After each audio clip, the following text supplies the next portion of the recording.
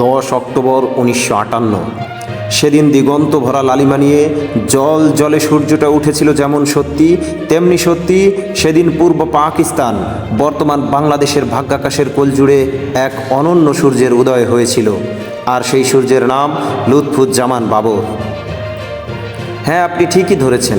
আমি নেত্রকোনা 4 নং আসনের এমপি ও সাবেক স্বরাষ্ট্র প্রতিমন্ত্রী লুৎফুজ্জামান বাবরের কথাই বলছি।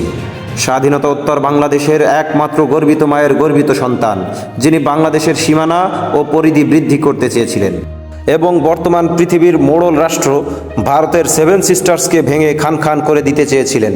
7 সিস্টার্স হলো ভারতের 7টি প্রদেশ: অরুণাচল, আসাম, মেঘালয়, মণিপুর, মিজোরাম, নাগাল্যান্ড এবং ত্রিপুরা। এই 7টি প্রদেশের মধ্যে ধর্মীয়, অর্থনৈতিক, সামাজিক ইত্যাদি প্রভেদ থাকলেও রাজনৈতিকভাবে কোনো পার্থক্য বা মতভেদ নেই। এদের একক কোনো সিদ্ধান্তে যে কোনো সময় ভারতের যে কোনো সরকারকে নাড়িয়ে দিতে পারে নিমেষেই। তাই এই 7টি রাজ্য যার, ক্ষমতাও তার, এমনটি মনে করা হয়ে থাকে। স্বাধীন বাংলাদেশের মাটিতে দাঁড়িয়ে মৌলানা আব্দুল হামিদ খান ভাসানী বলেছিলেন, আসাম আমার, পশ্চিমবঙ্গ আমার, ত্রিপুরাও আমার। এগুলো ভারতের কবল থেকে ফিরে না পাওয়া পর্যন্ত বাংলাদেশের স্বাধীনতা ও মানচিত্র পূর্ণতা পাবে না। 1976 সালে মৌলানা ভাসানীর মৃত্যুর পর বাংলাদেশের রাজনীতিতে অনেক ক্ষমতার পালাবদল ঘটেছে, কিন্তু কোনো সরকার বাংলাদেশের সীমানা বা পরিধি বৃদ্ধি করার সাহস দেখায়নি। সর্বশেষ খবর পাওয়া পর্যন্ত আমাদের কাছে বিএনপি চেয়ারপারসন বেগম খালেদা জিয়ার ছেলে তারেক রহমানের একটি দুর্লভ ভিডিও চিত্র পৌঁছেছে, যেখানে তিনি বলেন, বাংলাদেশের সীমানা ও পরিধি আমি বাড়াবো, সীমানাকে আমি বাড়াবো। This is a priority to me. পরিধি আমি বাড়াবো, সীমানাকে আমি বাড়াবো। This is a priority to me. অনেক খোঁজাখুঁজি করে জানতে পেরেছি লুৎফুজ্জামান বাবর ছিলেন তারেক রহমানের খুবই কাছের বন্ধু। 2001 সালে 8ম জাতীয় সংসদ নির্বাচনে বাংলাদেশ জাতীয়তাবাদী দল বিএনপির দলীয় প্রার্থী হয়ে ভোট যুদ্ধে বিজয়ী হন এই বিপ্লবী নেতা।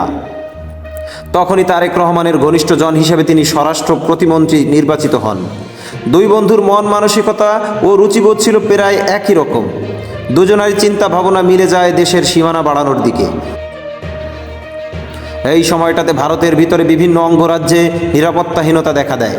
বিভিন্ন রাজ্য স্বাধীনতা চেয়ে বসে এবং তারা মূল ভারত থেকে আলাদা হতে চায়।